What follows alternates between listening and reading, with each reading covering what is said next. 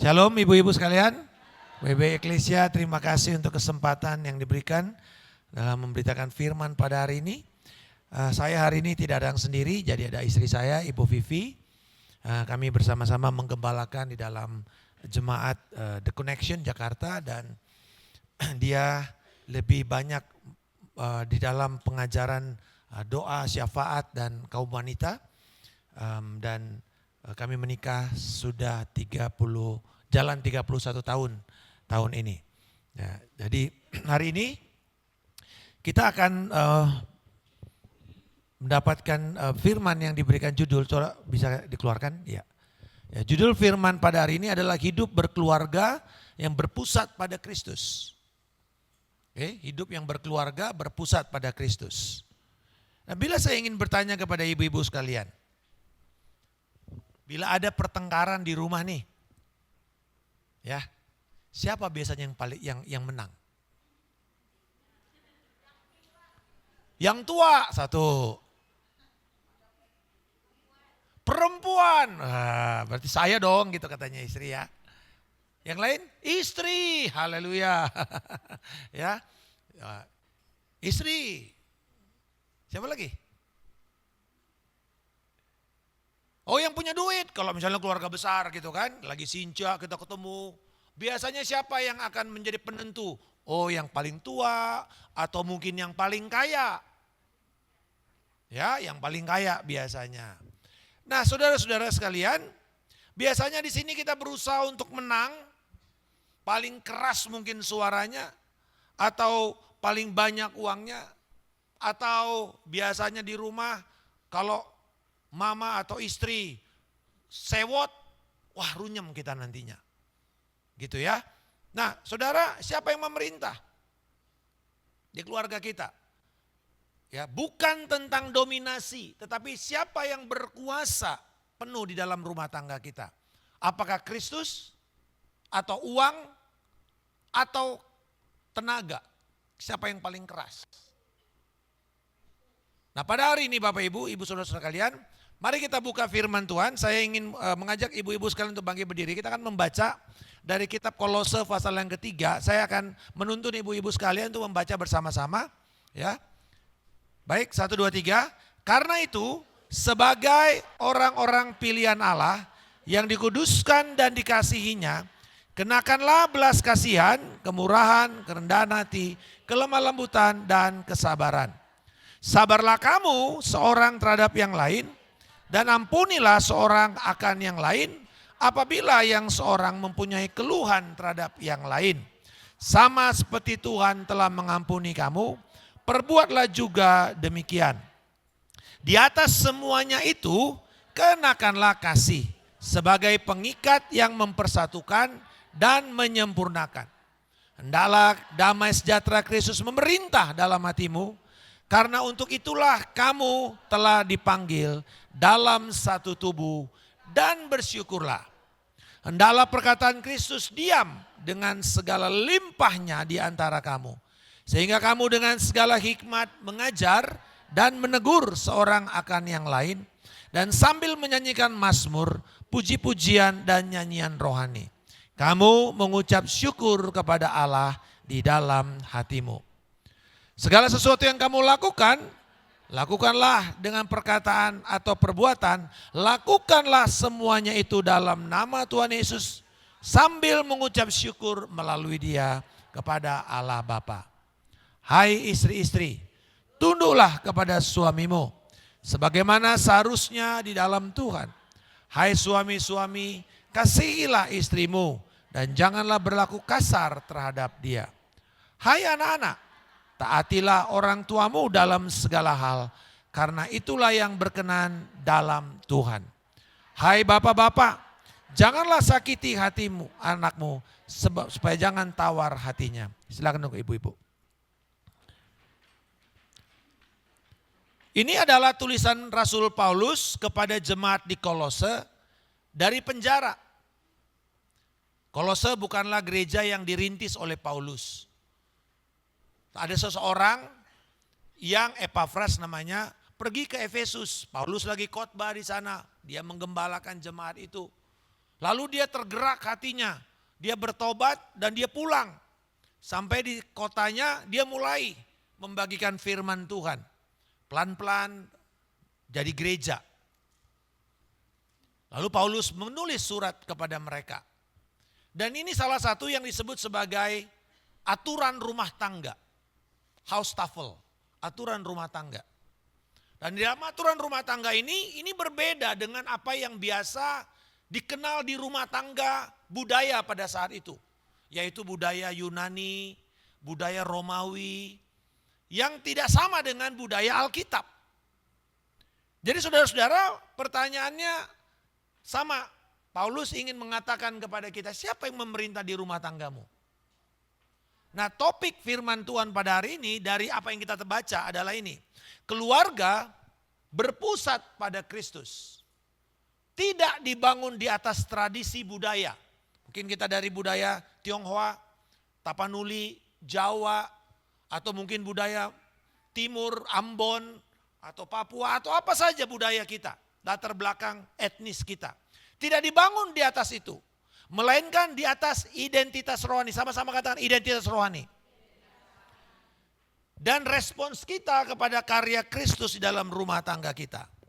Jadi saudara-saudara sekalian, kita akan belajar pertama identitas kita itu siapa. Karena kita membangun rumah tangga kita harus di atas identitas yang benar. Problem para wanita adalah masalah identitas. Kita ditekan oleh budaya sekitar kita. Yang namanya perempuan itu harus kayak gini, harus kayak gini, harus kayak gini. Oh mungkin berat badannya mesti sekian, tampaknya mesti sekian. Oh dagunya mesti lancip. Dan seterusnya. Oh atau dia mesti punya uang, dia mesti begini, dia mesti begitu. Ada tradisi-tradisi yang kita bangun di dalam keluarga kita atau dari ajaran-ajaran nenek moyang kita. Ajaran orang-orang tua kita. Apakah budaya kita salah? Jawabannya tidak sepenuhnya salah. Tetapi ada tradisi-tradisi yang bertentangan dengan firman Tuhan. Pertanyaannya, apakah ibu-ibu akan pegang tradisi? Karena ini sudah turun-temurun, atau saudara rela untuk merangkul firman Tuhan sekalipun mungkin bertolak belakang dengan tradisi. Nah mari kita lihat 3 hal ini. Dikatakan bahwa kita membangun rumah tangga kita pertama di atas dasar identitas rohani. Lalu respons kita kepada Kristus. Apa fondasi kita? Yaitu siapa kita di dalam Kristus. Etika keluarga Kristen tidak dibangun ya di atas pemahaman lain kecuali berpusat, bermula, bertitik tolak dari pemahaman kita tentang Kristus. Siapa dia dan siapa saya di dalam dia. Kalau ini gagal, runyam semua saudara.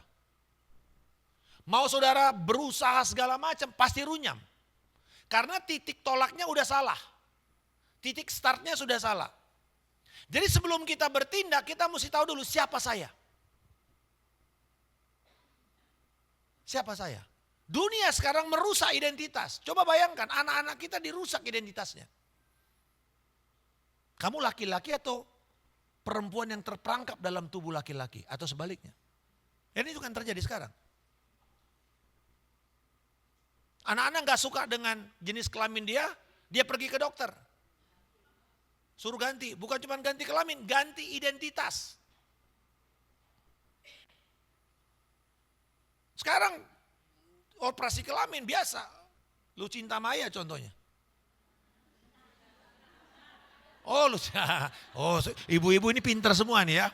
Berarti ikut ini semua IG ini. Saya salah sedikit langsung diprotes saudara. Sengaja gue bikin begitu. Luna Maya atau Lucinta kan? Saudara-saudara dengar baik. Bahwa problem kita adalah siapa kita. Jadi Paulus mengatakan karena itu orang-orang sebagai orang-orang pilihan Allah ada 3 pilar kita sebagai orang pilihan Allah. Dikatakan orang pilihan, katakan sama-sama orang pilihan. Nah orang pilihannya apa? Dikuduskan dan dikasihi. Berarti saudara-saudara ini dia. Tiga pilar identitas kita. Kita mesti bangun diri kita di sini dulu. Sebelum kita ngurusin rumah tangga kita, urusin dulu pribadi kita. Ibu-ibu harus kerja keras membangun tiga hal ini. Saya sebagai suami harus kerja keras membangun tiga hal ini. Karena kalau saya bingung dengan siapa saya, identitas saya, maka itu akan terpengaruh kepada cara saya memimpin, cara saya melayani, cara saya bekerja, cara saya memperlakukan pasangan saya dan anak saya. Jadi saudara, yang pertama kita mesti tahu dulu, kita dipilih, katakan saya dipilih. Ya, siapa yang milih kita? Tuhan. Kita tidak dipilih karena kita hebat. Ini inisiatif sepenuhnya datang dari Tuhan. Allah tidak memilih Ibu Lim karena dia datang dari keluarga tertentu. Enggak. Kalau kita memilih manusia, kita akan pilih, oh dia dari bibit, bebet, bobot. Kan begitu ya? Apalagi mau pilih anak mantu. Kan mesti begitu kita mikir, ini bibitnya gimana? Dari keluarga mana ini? Bobotnya gimana? Pendidikannya apa? Bebetnya apa? Nah saudara-saudara, tetapi dikatakan bukan. Allah sebelum kita jadi istri, sebelum kita jadi anak mantu, sebelum kita jadi ibu, Allah sudah memilih kita. Allah sudah memilih kita untuk menjadi anak-anaknya. Ini fondasi pertama, ini pilar pertama, ini tiang pertama ibu-ibu. Ibu-ibu sekarang dikenal sebagai, diharapkan di gereja sebagai tiang doa bagi keluargamu. Tapi tiang itu bayangkan kalau rubuh, hancur semuanya. Gedung ini kalau tiangnya rubuh semua, rusak kita. Seberapapun mewahnya, seberapapun mahalnya peralatan di sini. Kalau tiang-tiang ini rubuh, rusak kita semuanya. Gak bisa kita naik lebih tinggi lagi karena tiang itu menentukan. Tiang pertama, keyakinan bahwa saya dipilih. Sekali lagi katakan ibu-ibu, saya dipilih. Bukan karena kepintaran kita, bukan karena kecantikan kita, tapi Allah yang berinisiatif memilih saya. Dan pilihan dia tidak pernah salah. Amin. Pilihan dia tentang suamimu. Kalau engkau sudah menikah, tidak ada yang salah dengan pernikahanmu. Jangan pernah terima tipu daya iblis mengatakan, gue salah kawin sama orang ini. Coba gue kawin sama si Anu ya. Belum. Yang hari ini mendampingi kamu itu yang terbaik buat kamu. Amin. Oh iya benar. Jangan bilang gue salah. Kayaknya tetangga gue nih yang paling benar buat gue ini. Belum tahu kamu nanti. Istri saya adalah yang paling cocok buat saya. Apakah dia wanita paling sempurna? Tidak. Apakah dia wanita paling cantik? Tidak di muka bumi ini. Tapi bagi saya iya. Tidak ada yang bisa menggantikan dia untuk saya. Mencapai rencana Allah dalam hidup saya. Tidak ada. Sama juga. Tidak ada yang bisa menggantikan saya dalam hidupnya untuk mencapai rencana Allah bagi hidupnya. Kecuali saya. Bukan sombong, bukan. Apakah saya pria terbaik di muka bumi? Enggak juga. Tapi buat dia, yes. Bisakah saudara melihat pasanganmu sebagai pria yang terbaik di dalam hidupmu? Atau, alah orang kayak gini, laki-laki kayak gini, modal kolor doang.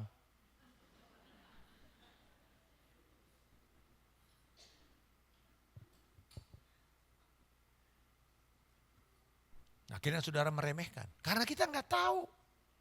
Mungkin ibu mertua paling merepet sama kita. Kamu ini perempuan begini. Coba kalau nggak kawin sama suami gua, anak gua, lu nggak kayak gini. Nah kan ada yang begitu. Tetapi kalau saudara bingung dengan siapa saudara, habislah saudara dikerjain. Dengan semua intimidasi itu.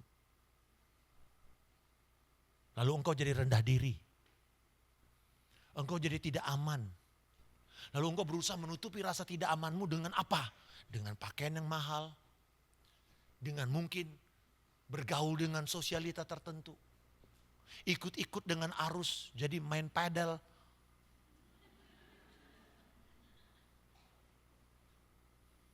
Akhirnya gabung sama kelompok Adel. Ani-ani padel.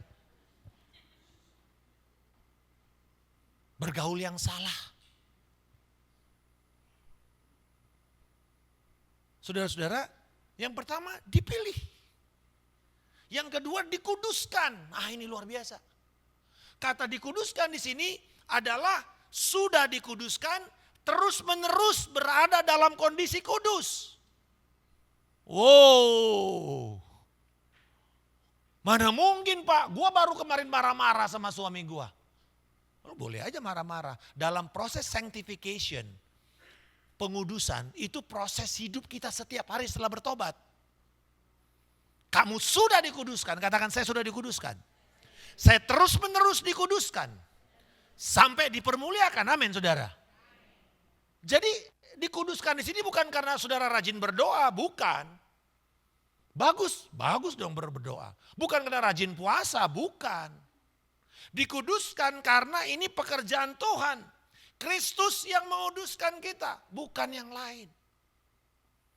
Kristus memilih, Kristus yang menguduskan kita, dibeli oleh darahnya yang mahal. Ini dua-dua ini adalah status saudara yang tetap dan kekal. Ini sampai ke sorga Bapak Ibu. Sampai ke sorga loh ini status ini. Kalau engkau sadar bahwa saya ini wanita yang dikuduskan, dipisahkan dari dunia, saya nggak akan menjama-jama apa yang cemar. Saya nggak akan ikut-ikutan dengan apa yang dunia katakan tentang kecemaran. Ini status yang sudah kita miliki. Lalu karena kita sudah miliki, maka itu akan mengalir keluar. Titus mengatakan begini, kepada yang kudus semuanya kudus. Tapi kepada yang cemar, semuanya cemar. Tergantung ini lensa saudara. Apa yang saudara lihat diri tentang diri saudara? Apakah saudara lihat saudara orang cemar atau orang kudus? Bukan berarti saudara dari kampung kudus. Ntar yang paling susah orang Malang saudara. Nasibnya. Bukan itu. Saya dikuduskan karena Tuhan sudah mati buat saya. Bukan karena saya hebat. Bukan karena saya puasa. Ini dua status yang kekal.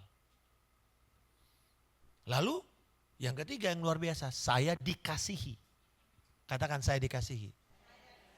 Nah dikasihi di sini tanpa syarat. Ini dipakai kata yang menarik saudara, yaitu kata saudara sungguh-sungguh tumbuh bukan karena diukur dari hasil pencapaianmu. Nah dalam keluarga timur ya juga sama Tionghoa, bahwa perempuan tumbuh di budaya di mana diukur dengan apa? Berhasil sama dengan dicintai. Gagal sama dengan dipermalukan.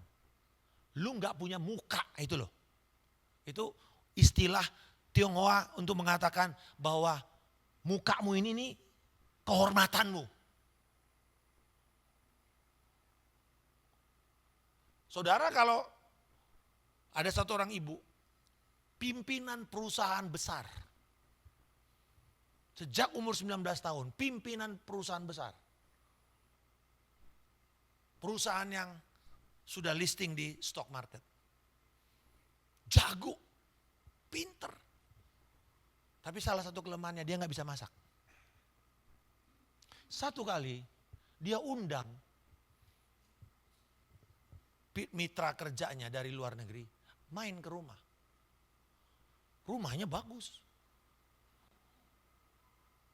Dia berusaha masak dengan segenap hatinya.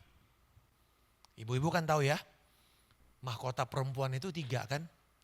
Rumah, anak, dan masakan. Betul gak? Coba masakan saudara dicaci. Ayo, ibu-ibu, gimana?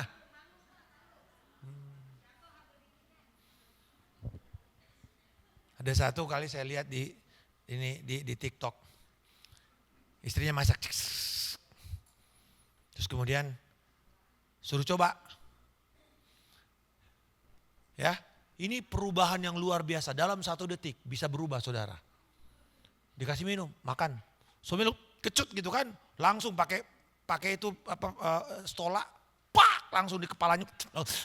Enak. Gak bisa dia diterima. Kalau masakannya dicaci. Sama dengan anak. Coba ibu-ibu yang lagi nunggu anak di sekolah. Ngomong. Oh, anak lu parah lu, ribut tuh bangkit dia. Keluar tanduknya saudara. Nah akhirnya dia berusaha, masaklah dia. Dan ini kan orang bule, jadi dia seneng gitu menghormati, apalagi makan di rumah. Dia bilang, dia bilang sama suaminya, waduh terima kasih ya, istrimu masak enak loh. Tahu apa suaminya bilang? Enggak. Di depan tamunya, suaminya mempermalukan dia.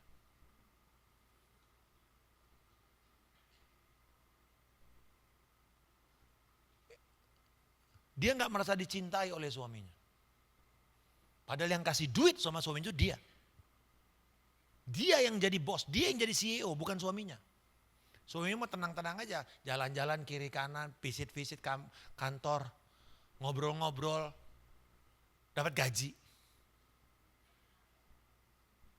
Dikasihi karena bersyarat.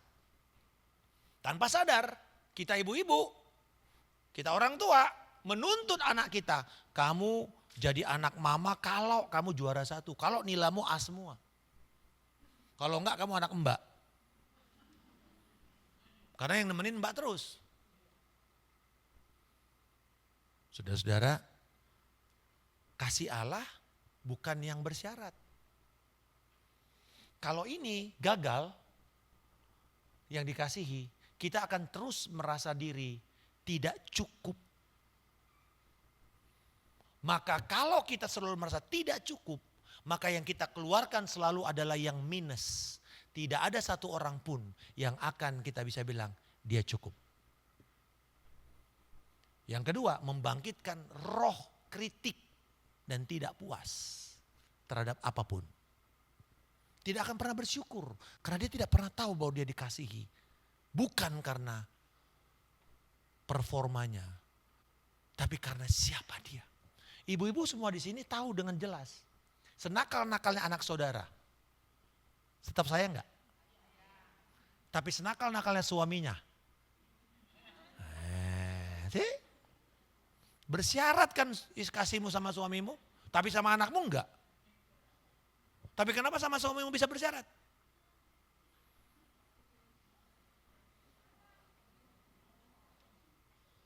Kalau setoran kurang, kasihnya pun turun. Sampai kemarin terjadi kan, ada seorang ibu untuk suaminya berhubungan intim dengan dia. Minta bayaran 700.000, lama-lama suaminya marah, dibunuh istrinya. Selesai. Berarti si istri sama dengan pelacur. Dia merusak gambar dirinya sendiri. Karena dia lebih menyembah uang daripada kehormatan dirinya. Apa yang dia dapat? Bukan uang, mayat. Kalau saudara hanya mengukur diri saudara, kebahagiaan saudara dengan uang, hati-hati. Kita gampang dijengkal sama suami kita. Sebentar ada yang bisa dia menyenangkan dia dalam harga yang lebih murah, misalnya di kantor atau di pedal atau di gym atau di karaoke, selesai kita, selesai. Dia punya yang lain. Tetapi kalau saudara tidak bisa melihat, kalau saudara bisa melihat bahwa harga istri saudara tidak ternilai, wah, saudara takut kehilangan dia. Kemarin hari ibu istri saya khotbah. Saya kagum. Nanti saudara lihat ada 2 perhiasan perempuan yang bernilai sampai kepada kekekalan. Saudara perlu dengar juga kan. Nanti nggak apa-apa. Nanti kapan-kapan saudara undang istri saya. Saya nggak mau khotbah itu. Ya, dikasihi. Sama-sama katakan. Dipilih, dikuduskan, dikasihi. Perhatikan, tidak ada satupun di sini kata aktif. Semuanya pasif. Betul? Karena ini semua karya Tuhan kepada kita. Identitas kita sebagai seorang wanita tidak dibangun melalui keluarga yang baik, tetapi melalui karya yang sudah selesai di kayu salib oleh Kristus. Baru setelah ini, setelah kamu tahu siapa kamu, baru ada perintah. Kenakanlah. Katakan kenakanlah. Hari ini ibu-ibu semua cakep-cakep, bagus, rapi, kenapa? Ya, para pelayan ada tulisannya, disinya atasan abu-abu, celana jeans, sepatu tertutup. Nah itu. Kalau ini nggak ada, sepatunya terbuka pakai selop. Mohon maaf ya Bu, Ibu jangan pelayanan dulu. Kan begitu. Kenakanlah, artinya ini setiap hari kita mesti pakai ini sebagai baju kita. Dan ternyata baju kita di sini apa? Belas kasihan, kemurahan, kerendahan hati, kelemah lembutan dan nah satu yang berharga di sini salah satunya nih, ini salah satunya aja. Ini kata ini. Lemah. Nah. Praus atau praus. Itu kata seperti kuda yang kuat tapi terlatih untuk bisa kalau ada ledakan, ada apapun kekacauan dia tetap tenang. Itu hartanya perempuan yang begitu berharga. Dan ini milik Yesus. Karena dikatakan belajarlah daripadaku karena aku lemah bukan lemah gemulai. Ini juga milik laki-laki enggak? Yes. Ini milik laki-laki Bu. Laki-laki juga perlu sabar, perlu belas kasihan, perlu kemurahan, perlu kerendahan hati, perlu kesabaran. Ini baju yang kita pakai tiap hari. Ibu-ibu kalau perhiasannya lupa enggak apa-apa, jangan lupa yang 5 ini. Mau keluarga kita berpusat pada Kristus, bangun ini, kenakan ini, pakai ini setiap hari. Jadi ingatkan, apakah saya sudah mengenakan kesabaran hari ini? Tuhan tolong saya. Dan waktu saudara berdoa, Tuhan tolong saya, langsung ujian kesabaran datang saudara. Yang membuat saudara menjadi tidak sabar. Atau kehilangan kesabaran saudara. Tapi itu perlu, pakai. Nah yang kedua bukan cuma disuruh mengenakan sebagai pakaian kita setiap hari, sebagai orang benar. Yang kedua adalah ampuni. Ini perintah.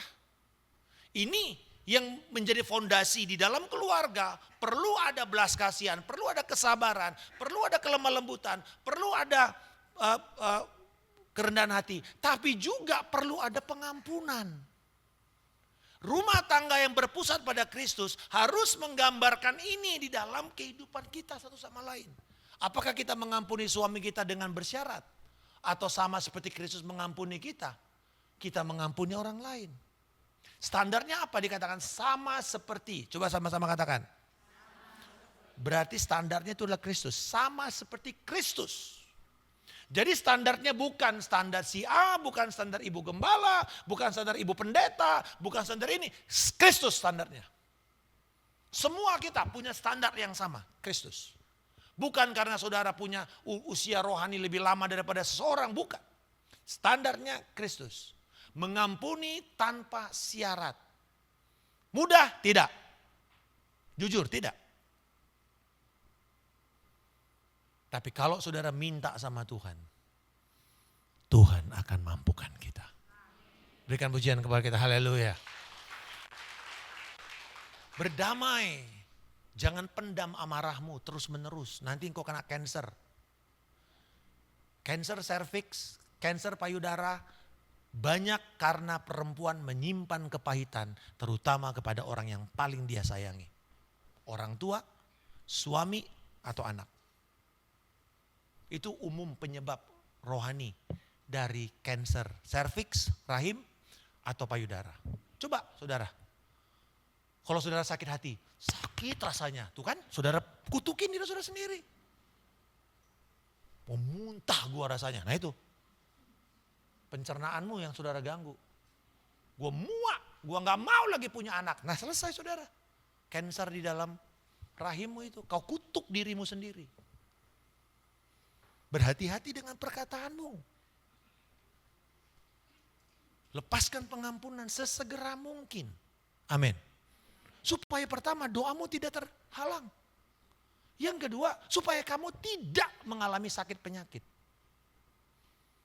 Pak yang bersalah gak mau bertobat Pak. Urusan dia itu dengan Tuhan, urusan saudara ampuni. Amin. Nah masalahnya perempuan kalau ngampunin dicicil pengampunannya kayak pinjol. Suaminya salah, Ma minta maaf ya. 10. Jangan ulangi lagi ya. Iya. Hari kedua dia lihat suaminya tidak ulangin kesalahannya. Jadi ampun ya Mbak ya. Udah mulai ada lirik-lirik sedikit. Tambah 10% lagi. Tadi baru perpuluhan hari kemarin. Sekarang jadi 20%. Hari ketiga, hari keempat, hari kelima. Hari ketujuh. Suaminya lalai. Bikin lagi kesalahan yang sama. Pengampunannya gimana Bu? Minus. Jujur deh. Betul gak ibu-ibu? Jujur. Minus. Alah kamu minta maaf. Sorry, kowe sorry, aku soro. Nah itu kalau orang Jawa bilang. Aku yang sengsara. Kamu mah enak minta maaf doang. Ibu-ibu dengar baik. Mengampuni itu sama seperti menghapus. Ada yang salah, dihapus. Ada lagi nggak di situ kesalahannya? Jangan dihitung. Sekali ya. Udah diampuni. Ya hapus dong. Kalau dia bikin lagi kesalahan keberapa? Bukan kedua, berarti kedua saudara nggak mengampuni.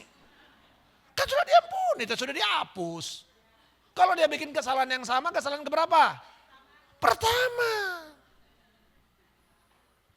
Don't keep the score, jangan terus hitung-hitung kesalahan dia. Makanya kalau suami berantem sama istri-istri nggak pernah menang. Kenapa? Dia buka semua rekaman kesalahannya dari kotak yang begitu indah itu, isinya sampah semua. Ingat ya, lu ingat gak lu waktu itu begini. Coba tanya suami-suami ibu, tanya aja nanti pulang ya. Pak, masih ingat gak sih waktu sanjit aku pakai pakaian apa? Udah gak inget dia, boro-boro sanjit misalnya 20 tahun yang lalu. 2 jam yang lalu dia ngomong, udah lupa dia apa yang dia ngomongin. Padahal udah berbusa-busa dia ngomong di kantor. Coba lihat, suami telepon 1 jam. Terus saudara tanyakan, Pak sama siapa? Ini sama teman gini. Gimana Pak? Apa jawabnya? 2 jam ngomong nih. Apa jawabnya? Baik. Gile, 2 jam ngomong jawabannya cuma baik.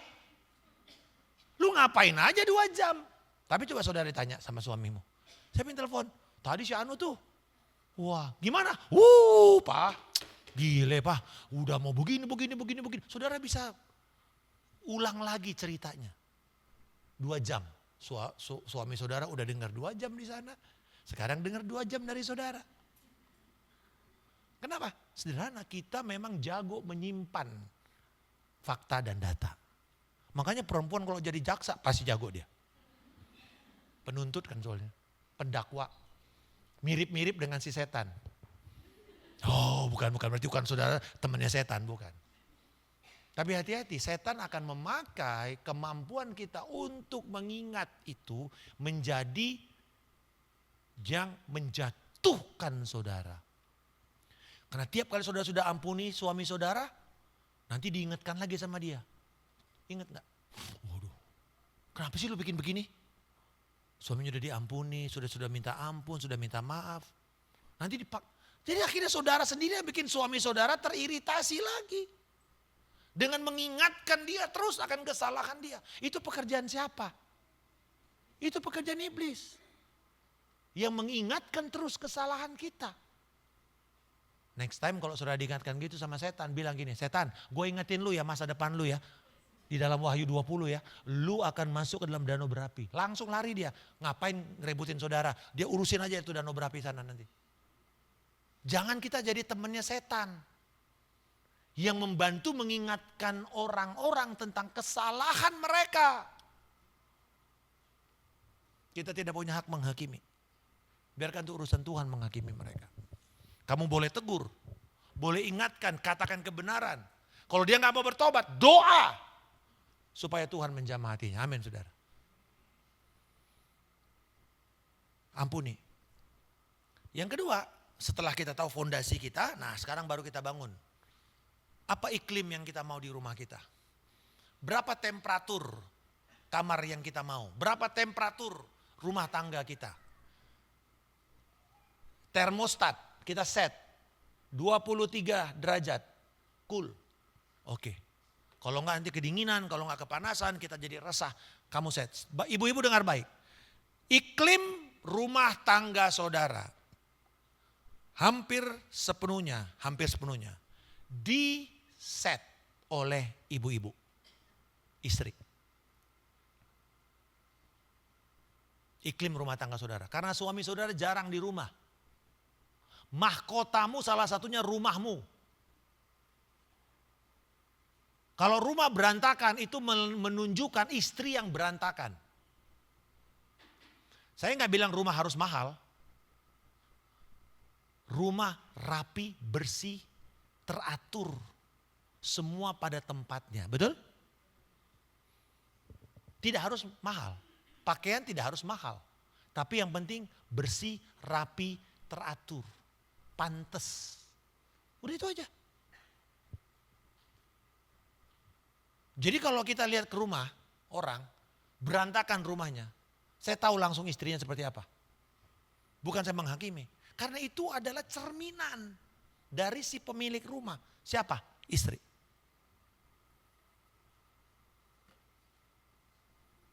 Perhatikan rumah saudara.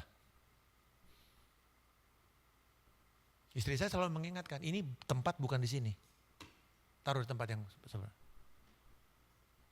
Masalahnya, kadang-kadang 3-6 bulan sekali dia rubah-rubah. Nah, kita bingung, tadi di mana ya? Di sana. Hah?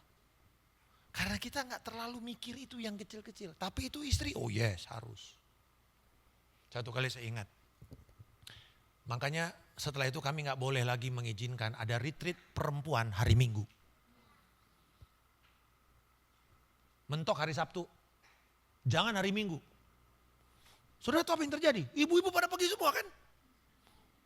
Pelayan semua laki-laki atau yang single. Wih, ibadah terlambat. Kenapa? Ini semua pelayan-pelayan termasuk saya gembala. Ngurusin anak. Anak masih 5 tahun, 6 tahun. Padahal istri saya udah bilang, nanti pakaian rumah ini, pakaian ke gereja ini. Wih, berantakan saudara. Ada temannya tuh, anaknya satu kaos kakinya warna ungu, satu kakinya warna pink. Telat gak karu-karuan. Jadi saya datangnya udah gak telat. Rapi semuanya, udah beres. Saya bilang, wah istri saya pasti bangga nih sama saya. Tapi berantakan memang kebaktian hari itu berantakan. Jadi kita akhirnya rapat bilang, gak bisa lagi. Ibu-ibu harus ada hari Minggu. Kalau gak rancur kita semuanya. Ya, walaupun kelihatannya gak begini, ibu-ibu penting, bener-bener penting. Betul gak ibu-ibu? Berikan tepuk tangan dulu dong buat saudara. Nah, habis itu mereka datang lalu mereka nanti janjian nanti kita pada turun di sini kendaraannya. Jadi rame-rame lah kita semua duduk situ tunggu. Saya udah bangga. Terus kemudian kita cerita lah kacau-kacau. Terus saya bilang ke saya, saya panggil istri saya, Miss, gimana itu Esther? Oke. Bagus kan? Oke. Tapi itu baju bukan baju ke gereja, itu baju rumah. Tapi kan bagus. Tuh, membedakan baju rumah dengan baju gereja, saya nggak bisa. Karena suami kalau bisa baju tidurnya dipakai ke gereja cuma dibungkus sama jas, dia pergi.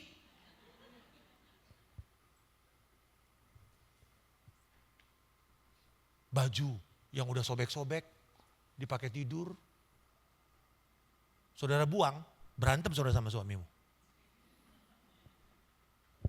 Kenapa? Adem. Padahal itu baju udah 20 tahun yang lalu. Baju reunian.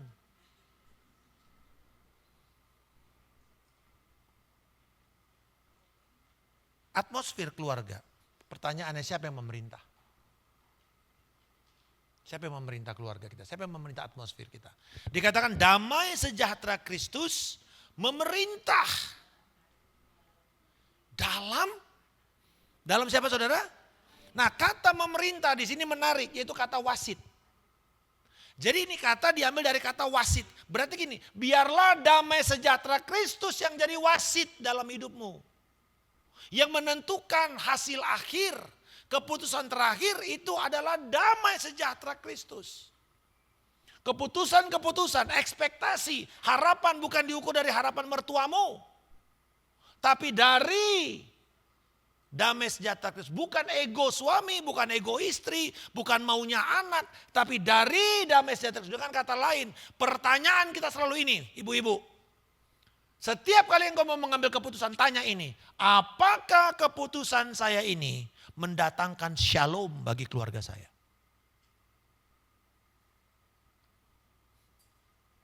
Kemarin saya duduk sama satu orang yang karena dia sedang sidang perceraian. Saya duduk sama dia dan sama istri saya dan lawyernya dan wanita ini.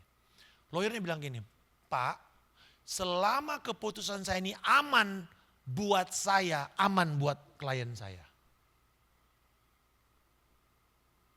Dia mengambil keputusan atas dasar benar, membawa damai, baik dirinya maupun kepada kliennya, bukan mau kliennya.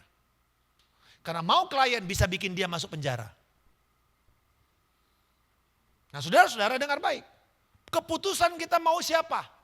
Mau-maunya Tuhan, kita suka nyanyi. Suka-sukamu Tuhan. Cuman doang, dangdutnya doang yang kita mainkan. Tapi betulkah itu? Betulkah shalom Kristus itu menjadi wasit kita?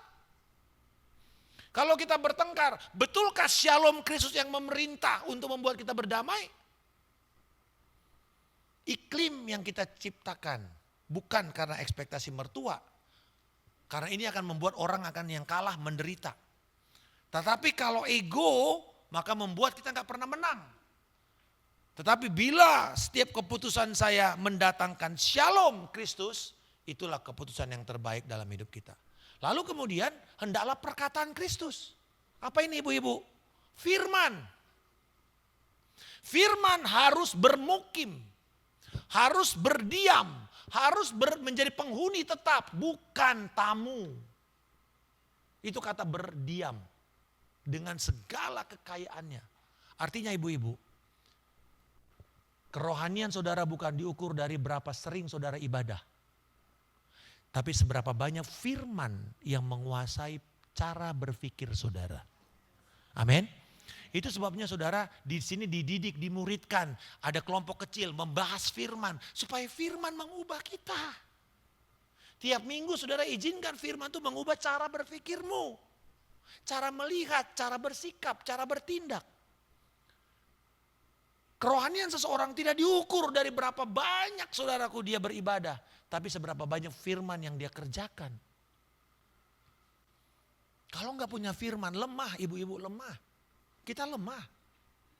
Firman jangan jadi tamu hari Minggu. Tapi menjadi pusat perbincangan kita.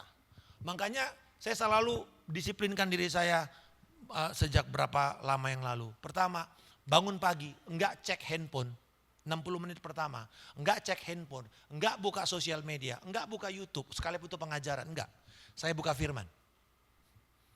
Saya baca Alkitab. Dan baca Alkitab tidak dari tab, tidak dari handphone, dari Alkitab beneran. Supaya saya terbebas dari segala gangguan koneksi, notifikasi. Saya mau firman 60 menit pertama dalam hidup saya. Yang kedua, kalau makan tidak ada handphone di sekelilingnya. Jangan biasakan anakmu makan di depannya itu ada tab. Nanti ketika tidak ada semua itu dia bingung pembicaraannya apa. Dulu kita waktu 30 tahun yang lalu ada handphone. Saya kalau sambil nonton begini bapak saya marah sekali. Kenapa? Supaya perbicaraan kita di meja makan itu adalah pembicaraan tentang apa yang terjadi pada hari itu, bagaimana pergumulan kita. Dan itu menjadi percakapan yang bernilai tinggi. Dan cara saudara menghormati orang tidak dengan cara saudara handphonenya bahkan kamu taruh, bahkan kamu balikin. Enggak, taruh aja di dalam. Saya belajar kemarin, saya makan malam sama istri saya. Karena saya tahu bahwa saya gampang tercobai. Saya bilang gini, titip handphone saya masukin ke dalam tasnya dia. Udah, aman. 1,5 jam saya makan sama istri saya berdua doang. Enggak ada itu, cek-cek. Karena sudah saya titipin ke dalam. Saya perlu istri saya menolong saya. Kalau di rumah, karena kita 2 lantai, meja makan di bawah, saya tinggalkan handphone saya di atas. Saya makan di bawah. Gak perlu sambil makan ngecek-ngecek. Itu merusak relasi kita di dalam rumah. Dan dikatakan lakukan semua itu di dalam nama Tuhan Yesus Kristus. Katakan dalam nama Tuhan Yesus Kristus. Ini bukan mantra ibu-ibu ya. Dalam nama Yesus. Enggak. Apa arti dalam nama Yesus dalam konteks asli? Begini. Saudara bekerja, bertindak, berbicara atas nama seseorang yang mengutus kamu. Dia memberikan kepada kamu kekuatan, dia memberikan kepada kamu kehormatan, tapi kamu harus bertanggung jawab kepada orang itu untuk apa yang kamu kerjakan. Jadi di dalam nama Tuhan Yesus Kristus berarti kita mendapatkan kuasanya, kita mendapatkan otoritasnya, kita mendapatkan perlengkapannya, tapi juga ada pertanggungjawaban. Saya mewakili Yesus Kristus, bukan keluargamu semata-mata. Nah karena itu lakukanlah dalam nama Yesus, bukan deklarasi semata-mata, tetapi ini melainkan satu pemerintahan. Dan yang terakhir saudara, dinamika keluarga. Nah di dalam budaya Indonesia Timur atau Tionghoa, kita berusaha mengatakan begini, keluarga yang harmonis maka semuanya akan damai sejahtera. Kita kejar keharmonisan, betul? Tapi apakah itu dikatakan di Alkitab? Enggak. Allah enggak meminta kita untuk harmonis, karena harmonis bisa begini. Ya udahlah terserah lu, yang penting gua enggak ribut-ribut.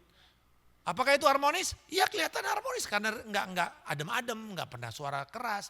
Tapi apakah kemudian istrinya puas? Belum tentu. Nah saudara-saudara, 3 relasi yang diubah dalam Kristus, yaitu apa? Firman Allah harus merevolusi, membuat cara berpikir kita. Yang pertama dikatakan istri tunduk. Tunduk bukan karena takut, bukan karena terpaksa, tapi sukarela. Katakan sama-sama sukarela. Tunduk di sini itu sama, itu dipakai dalam istilah militer soalnya ya.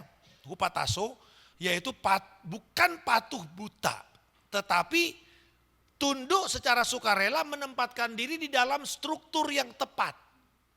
Karena kita istri datang dari suami, dari Adam, maka kita tunduk kepada sumber otoritas kita, yaitu suami kita. Tunduk bukan berarti membuat kamu harus patuh-patuh buta.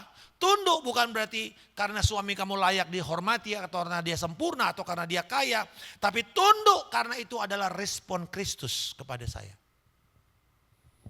Itu tunduk. Tapi suami, saudara perhatikan baik, kasihi. Saya lagi mempersiapkan karena kemarin minggu lalu ibu, sekarang suami. Itu bagaimana suami dituntut lebih besar daripada istri. Mengasihi dengan berkorban. Selalu ada bagi istrinya, ada bagi anaknya. Tidak mudah. Hadir saja di dalam acara-acara anak saudara, tidak mudah bagi bapak. Betul gak ibu-ibu? Tapi saudara perlu dorong suamimu, ingatkan. Kapan dia lulus, kapan anak ini performance, kapan apa. Sampai anak saya lulus, sedapat mungkin saya ikut di dalam kegiatan hidup anak saya. Jangan bilang, udah yang penting lu cari duit, anak urusan gua. Jangan. Ya. Yang kedua, anak. Dikatakan anak taat. Ini bukan karena tradisi, tapi karena firman. Karena ketika anak taat, mereka diberkati. Tetapi bapak dan ibu, pimpinlah mereka supaya mereka tidak tawar hati. Bagaimana membangkitkan amarah anak? Pertama, tidak hadir di dalam acara mereka. Membuat mereka bertarung sendirian. Yang kedua, perkataan kamu ini loh yang menyakitkan. Nah, jadi modelnya adalah Yesus. Dia suami yang berkorban, dia mati buat kita. Dia anak yang taat dan mengikuti kehendak Allah. Tapi dia juga seorang bapa yang lembut. Yang mau berkorban kepada kita semua. Jadi tim musik. Hari ini coba. Saya ingin berdoa untuk setiap saudara. Sambil kita nanti menyembah Tuhan. 3 hal ini. Ambil sebagai langkah. Apa yang saya mau kenakan pada hari ini? Ya sudah bilang gini, saya mengenakan belas kasihan pada hari ini. Saya mengenakan kesabaran. Saya mengenakan kelemah lembutan. Saya mengenakan kerendahan hati.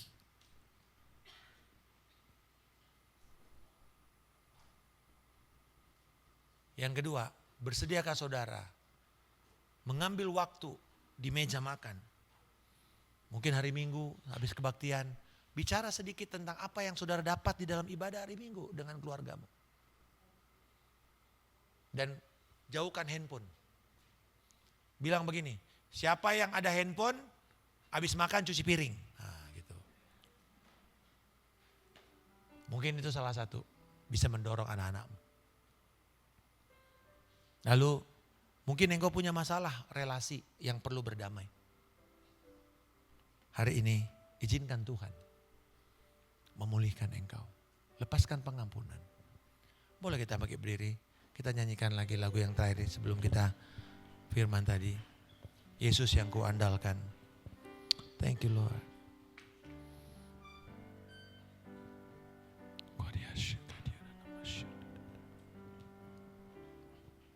Ku perlu Engkau Yesus. Haus jiwaku merintikanmu. Haleluya Yesus. Ku percaya kau perlu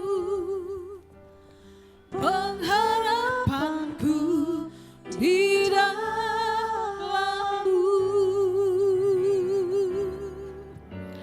Yesus hanya kau yang ku andalkan. Ibu-ibu sekalian, Melebihi sambil kita terus menyembah Tuhan, siapapun. saya ingin berdoa bila saudara merasa bahwa, aduh, selama ini aku merasa tidak dikasihi. Percaya Aku tidak punya satu keyakinan bahwa aku sudah diampuni.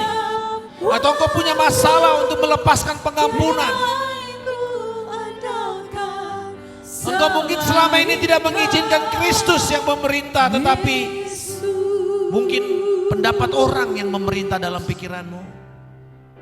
Pada hari ini bila itu saudara, sambil kita terus menyembah Tuhan, boleh saudara keluar dari tempat saudara dan saudara maju ke depan. Saya ingin berdoa untuk saudara pada saat ini.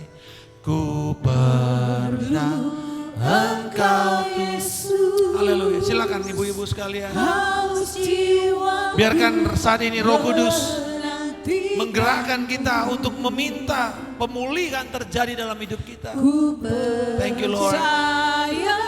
Ini engkau sulit untuk mengampuni. Engkau mungkin selalu didikte, tertekan dengan mertuamu. Ayo keluar saat ini dari tempat duduk saudara. Mari ke depan dan izinkan Tuhan melawat saudara. Thank you Lord. Uria basyaka darara. Uria siapapun juga. Yesus hanya kau yang ku percaya di setiap waktu. Thank you Lord. Tiada lain yang ku andalkan. Tidak perlu sungkan ibu-ibu, karena kita semua di sini ingin melihat saudara berhasil, ingin melihat saudara mencapai rencana Allah yang terbaik dalam hidup.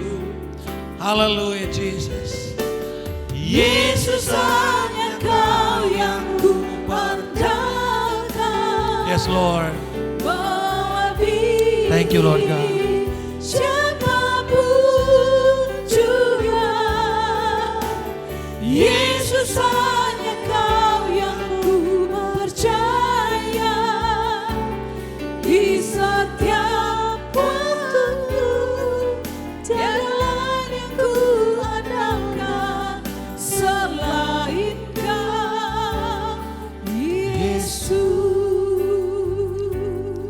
Pada hari ini bolehkah kita semua di tempat ini memperbaharui komitmen kita kepada Tuhan Yesus untuk keluarga kita. Kita boleh bersama-sama taruh tangan saudara dalam dada saudara dan berkata, Tuhan Yesus, katakan Tuhan Yesus, aku bersyukur bahwa aku telah dipilih, aku dikuduskan, aku dikasihi dengan kasih yang tidak bersyarat. Terima kasih untuk identitas yang kekal, yang tidak bisa diambil oleh musuh. Aku mau mengambil keputusan, mengenakan setiap hari belas kasihan, kemurahan, kerendahan hati, kelemah lembutan, dan aku melepaskan pengampunan kepada setiap orang yang bersalah kepadaku. Tuhan Yesus, aku ingin setiap saat dalam keputusanku, dalam keputusan keluargaku, Kristus menjadi penentu yang akhir. Wasit dengan damai sejahtera, dengan firman yang Engkau sediakan kepada kami. Tuhan Yesus, biarlah kiranya hidup kami, suamiku, anak-anakku, hidup di dalam tatanan ilahi, sehingga namamu dipermuliakan. Dan hanya Engkaulah yang satu-satunya mampu melakukan itu di dalam keluargaku.